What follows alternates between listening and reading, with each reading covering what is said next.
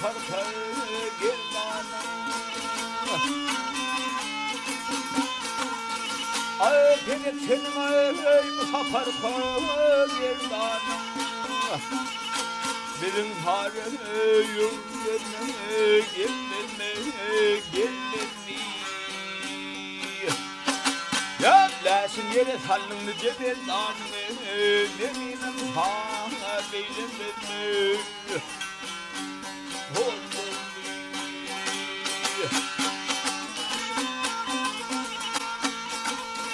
Ay telekenin bu elekki gerdişin kıvılgandan kırmız bolup türdiyişine geldiyişin. Ya geçip oldu sonu mengden edişine kanlı sadı ölmüz ağlar bülbül bahar.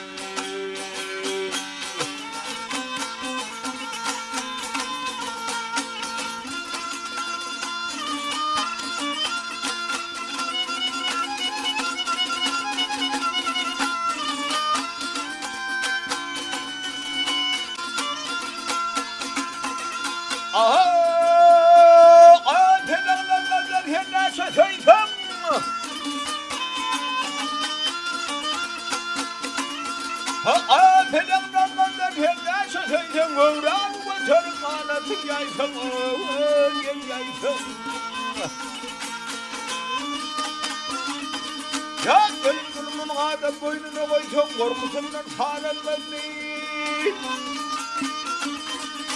son gözü bahar.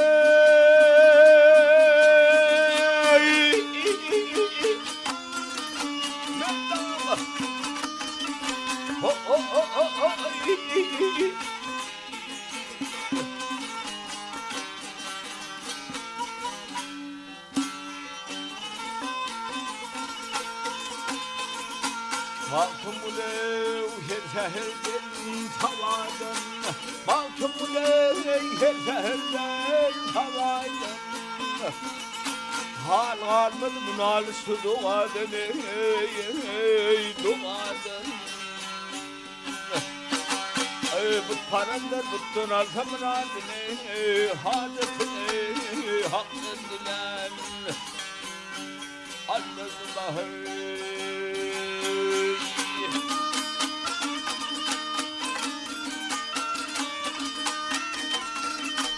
ay bu paranlar bütün alsamın adını, hadetini hakkın dilen.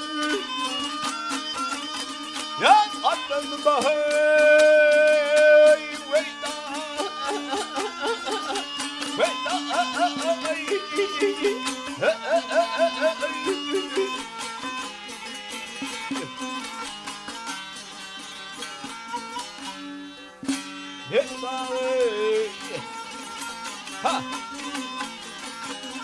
Hazretleri hakkından